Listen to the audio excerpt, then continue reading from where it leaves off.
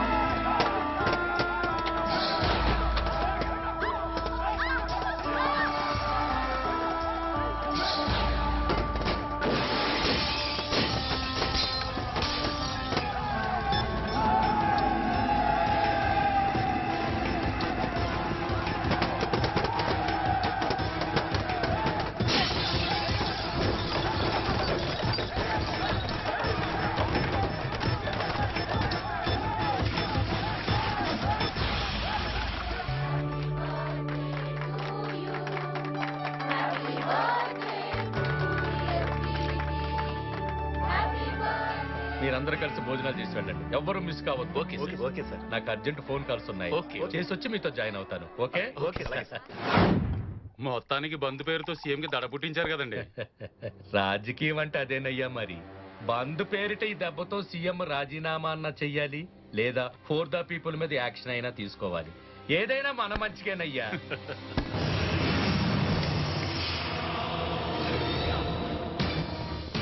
ఎవరు మీరు? మిమ్మల్ని అడుగుతున్నాను. ఎవరు మీరు?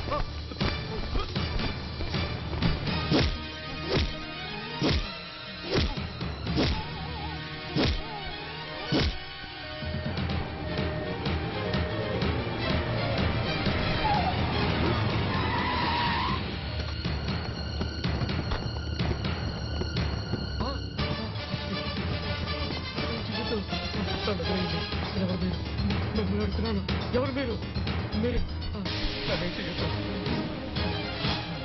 ఏ పార్టీ బంద్ చేసినా ప్రజల పరిస్థితి ఇలాగే దారుణంగా ఉంటుంది. మీకు ఓ శాంపుల్ చూపించాలనే ఇలా రోడ్డు మీదకి ఇచ్చాం. ఇలాంటి ఎక్స్పీరియన్స్ మీలాంటి నాయకులకి చాలా అవసరం.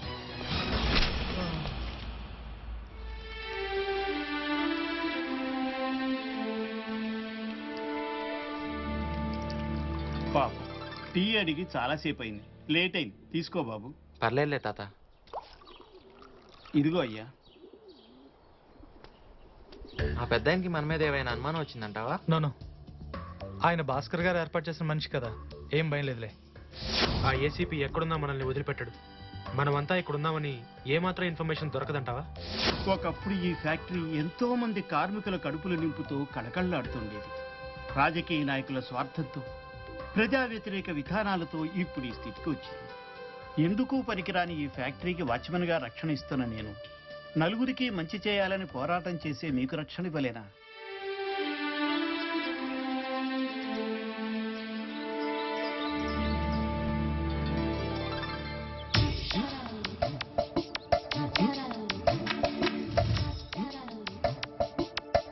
ఎంత బాధపడతాను నేను అర్థం చేసుకోలేనురా. నన్ను మర్చిపోని చెప్పడం కోసమా ఇంత శ్రమపడి దొంగతనంగా వచ్చి కలిసావు? చివరిసారిగా నిన్ను చూడాలనిపించింది. నాకు అనిపించడం లేదు. అనుకుంటే కలుసుకోవడం, వద్దంటే విడిపోవడం ఏంటిది? ఇది నీ నిర్ణయం కాదని నాకు తెలుసు. వివేక్, నువ్వు అనుకునే ఆదర్శాలు, ఆశయాలు శుద్ధ వేస్ట్. మీ భవిష్యత్తు నాశనం కావడం తప్ప ఈ సమాజాన్ని మీరు మార్చలేరు. అయినా తెలివైన వాళ్ళకే ఇలాంటి పిచ్చి పిచ్చి ఆలోచనలు ఎందుకు వస్తాయో? ఇది పిచ్చి కాదు, నమ్మకం. సమాజంలో మంచి మార్పు కోసం మనం కష్టపడి తీరాలి. మనమా? నాకన్నా ఆశయాలు లేవు. కావాలని కష్టాలు కొని తెచ్చుకోవడానికి నేనేం పిచ్చిదాన్ని కాదు. ఉన్నది ఒక్కటే జీవితం, దాన్ని చెడగొట్టుకోవడం నాకిష్టం లేదు. నా జీవితంలో నుండి నువ్వు వెళ్ళిపోతే అప్పుడప్పుడు గుర్తొస్తావు, తర్వాత నెమ్మదిగా మర్చిపోతాను. చివరికి నష్టపోయేది నువ్వే. నీకన్నా పెద్ద పెద్ద విప్లవకారులే ఎన్నో ప్రయత్నాలు చేసి ఏం చేయలేక అడ్రస్ లేకుండా పోయారు. అదే నీకు జరిగి ఏదో ఒక రోజు బాధపడతావు. వస్తా. ఇంకెప్పుడు నా కంటికి కనిపించుకో. కనిపించి బాధ పెట్టుకో.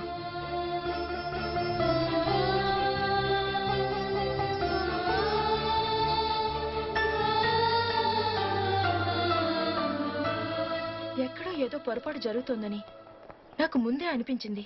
అయినా వివేక్ ఇలాంటి గ్రూప్లో చేరతాడని నేను ఊహించలేదు.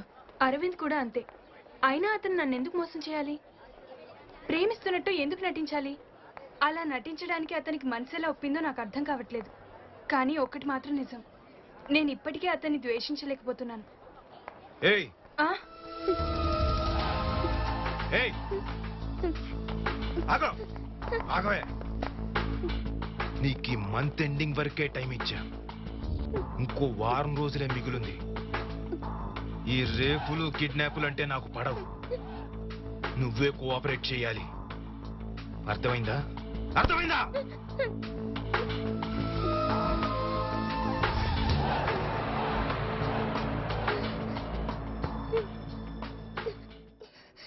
నన్నేం చేయమంటారో చెప్పండి సార్. మేము కాలేజీలో చేరి చదువుకోవడానికా, ఈ టార్చర్లు భరించడానికా? చూడమ్మా, కాలేజ్ అన్నాక ఈ టీజింగ్లు ర్యాగింగ్లు తప్పవు. మీరే సర్దుకుపోవాలి. నాకు సర్ది చెప్పడమే కానీ మీరు అతని మీద యాక్షన్ ఏం తీసుకోలేరా సార్? యాక్షన్ తీసుకోవడానికి వాడేమన్నా మామూలు మనిషా? రౌడీ వెధవ. వాళ్ళ నాన్న పెద్ద పొలిటీషియనే చచ్చాడు. కర్మ. అయితే ఏంటి సార్, ఆ రౌడీగడు వాడి ఇష్టం వచ్చినట్టు ఆడపిల్లలతో ఆడుకుంటాడా?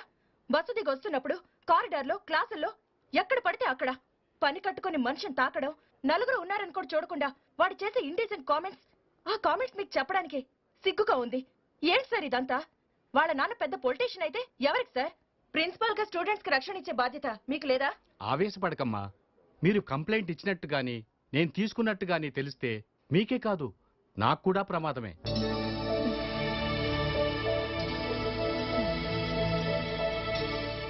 పేరు, సుధా. వయసు ఎంత? 19. బాయ్ ఫ్రెండ్స్ ఉన్నారా? ఏం లేదులే, ఈ మధ్య ఈ న్యూసెన్స్ కేసులు ఎక్కువైపోయాయి. ప్రేమించుకోవడం, గొడవ పడితే పోలీస్ స్టేషన్కి వచ్చి రిపోర్ట్ చేయడం. ఆ బాపతేనా? తను అలాంటిది కాదు ఇన్స్పెక్టర్. పాపం చాలా పేద కుటుంబం. చదువు పూర్తయి ఏదైనా ఉద్యోగం చూసుకొని తనే ఆ కుటుంబాన్ని పోషించాలి. డబ్బు, ఇన్ఫ్లుయెన్స్ ఉన్న ఒక మృగం లాంటి వాడు నిరంతరం హెరాస్ చేస్తుంటే మనశ్శాంతిగా ఎలా చదువుకోగలదు? రిపోర్ట్ చేసినా మా ప్రిన్సిపల్ గారు ఏ యాక్షన్ తీసుకోవడం లేదు. మీ డిపార్ట్మెంట్ తరఫున మీరైనా న్యాయం చేస్తారని, రక్షణ కల్పిస్తారని వచ్చాం. ఇలాంటి కంప్లైంట్స్ తీసుకోవడం మీ డ్యూటీలో భాగం కాదా? అబ్బా, పోలీస్ డ్యూటీ గురించి బాగా తెలుసుకుని వచ్చావే. సరే, కంప్లైంట్ ఇవ్వండి, ఇన్వెస్టిగేట్ చేస్తాం.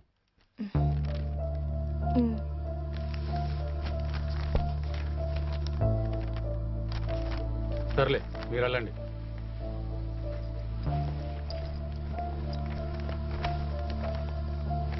ఇవన్నీ ఎక్కడ పట్టించు.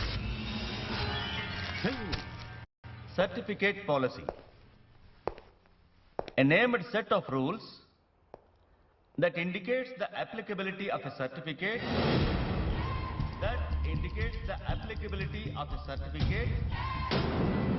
to a particular community and class of application with common security requirements. నా మీదే కంప్లైంట్ ఇస్తావా?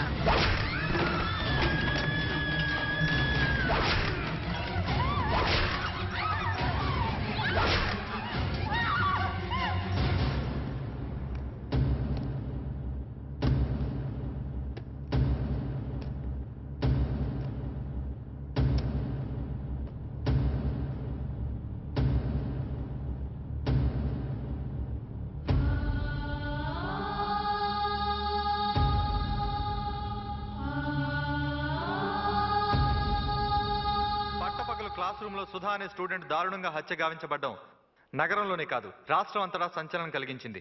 మరో 3 నెలల్లో చదువు పూర్తి చేసుకుని ఉద్యోగంలో చేరి తన కుటుంబానికి అండగా నిలబడాలని కలలు కన్న సుధ జీవితం ఇలా అర్ధంతరంగా ముగిసిపోవడం ఆ కుటుంబానికి తట్టుకోలేని దుఃఖాన్ని మిగిల్చింది.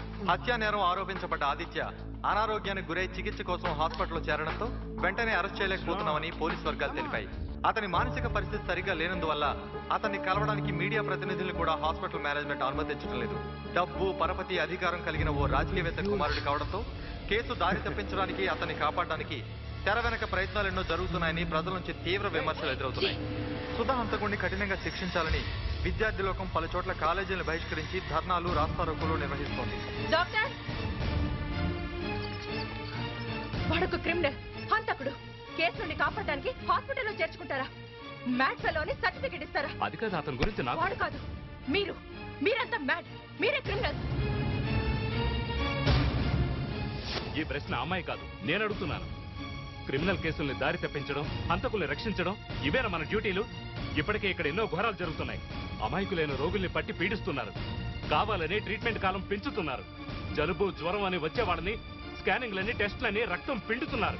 ఒకసారి వాడిన సిరంజలను మళ్లీ ప్యాక్ చేసి మార్కెట్లోకి పంపుతున్నారు. చేస్తున్న ఈ అన్యాయాలు చాలవా? ఒక ఆడపిల్లని అమానుషంగా నరికి చంపిన వ్యక్తి ఎంత గొప్పవాడైతే మాత్రం రక్షణ కల్పించాలా? ఈ హాస్పిటల్ చైర్మన్ ఒక ఎంపీ అయినా, కాబోయే మినిస్టర్ అయినా నేను భయపడను. ఇక్కడ జరిగే అవినీతి, అక్రమాల్ని బయటకు లాగుతాను. పై అధికారులు వచ్చి ఇక్కడ క్రైమ్ ని విచారించేదాకా నేను ఊరుకోను. అవసరమైతే రాజీనామా చేస్తేనా నా పోరాటం సాగిస్తాను. I, Jagan Mohan Rao, swear in the name of God, swear in the name of God, that I will bear true faith and allegiance that I will bear true faith and allegiance to the Constitution of India, to the Constitution of India, as by law established, that I will uphold the sovereignty and integrity of India, the sovereignty and integrity of India, that I will faithfully and conscientiously discharge my duties as a minister for the Union, and that I will do right to all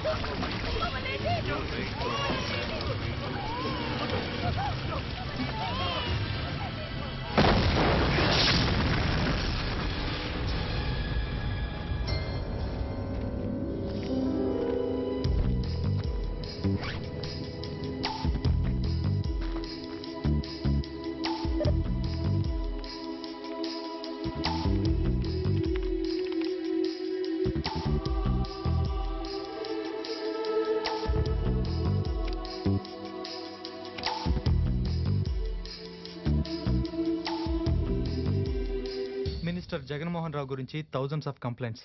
వాడి కొడుకు సుధని హత్య చేయడం, influence తో bail మీద బయటికి రావడం, ఎదురు తిరిగిన డాక్టర్ హత్య. ఈ డెవలప్మెంట్స్ తో రియాక్ట్ అయిన ప్రజలు వాడి మీద, వాడి కొడుకు మీద ఒక ఫ్లడ్ లా ఈమెయిల్స్ పంపారు.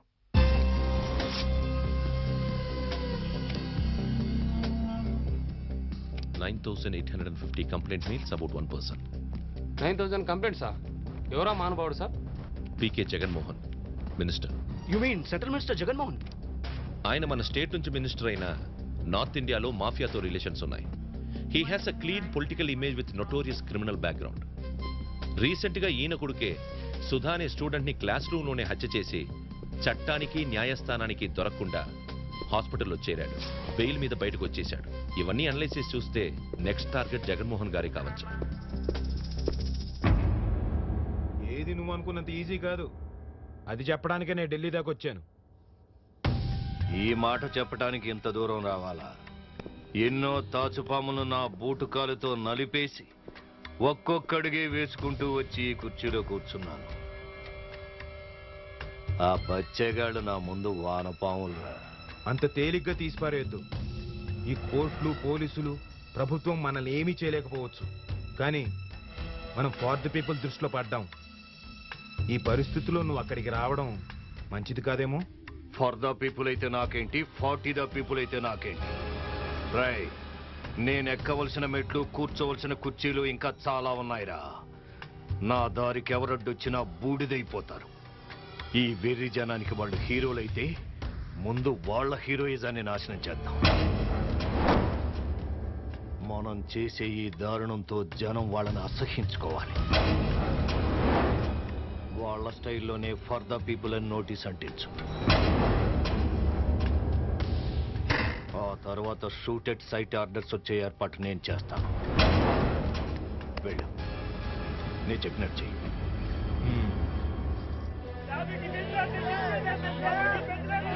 డాక్టర్, ఇదే మందు ఇంకో 2 వారాలు కంటిన్యూ చేయండి.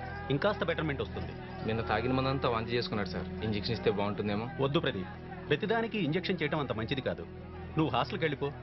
ఆయన ఆరోగ్యమే కాదు, నీ చదువు కూడా నీకెంతో ముఖ్యం. ఇలాంటి పరిస్థితుల్లో ఆయన ఇక్కడ వదిలేయడం. వార్డులో బెడ్ ఖాళీ అయితే వెంటనే ఇక్కడి నుంచి అక్కడికి మార్పించేద్దాం. నాకు మాత్రం ఇష్టమా చెప్పు ఆయన ఇక్కడ ఉంచడం? పోనీ నేను ఆయనకు తోడుగా ఉంటాను సార్. ఎందుకు? మా స్టాఫ్ చాలా మంది ఉన్నారు ఆయన చూసుకోవడానికి. పద, దారిలో నేను డ్రాప్ చేస్తాను, రా. సరే సార్.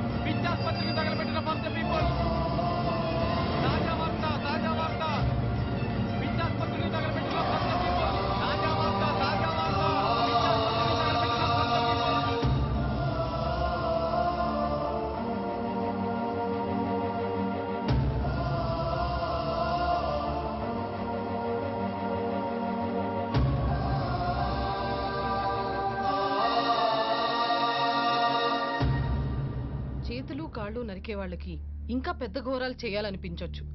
మతిస్థిమితం పోయి ఏం చేస్తున్నారో తెలియని పరిస్థితికి వచ్చారేమో. నేను నమ్మను. వాళ్ళు ఇలాంటి దారుణాలు చేసే మనుషులు కాదు. వాళ్ళ మీద ద్వేషం ఉన్న వాళ్ళు ఎవరో చేసుంటారు.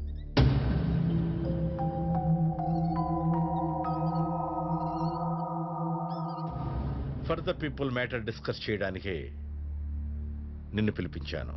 ఏంటి సార్ అది? చెప్పడానికి చాలా బాధగా ఉందయ్యా. పై అధికారుల నుండి విమర్శలు ఏమైనా వచ్చాయా? నో ప్రాబ్లం సార్, ఏ క్షణంలోనైనా మనం వాళ్ళని పట్టుకుంటాం. నో, పట్టుకోవటం కాదు, shoot at sight. Shoot at sight? Yes, కనిపిస్తే కాల్ చేయమని పైనుంచి ఆర్డర్స్ వచ్చాయి. But sir, they are students, young boys. We have no right to kill them. I am helpless. Orders from higher authorities.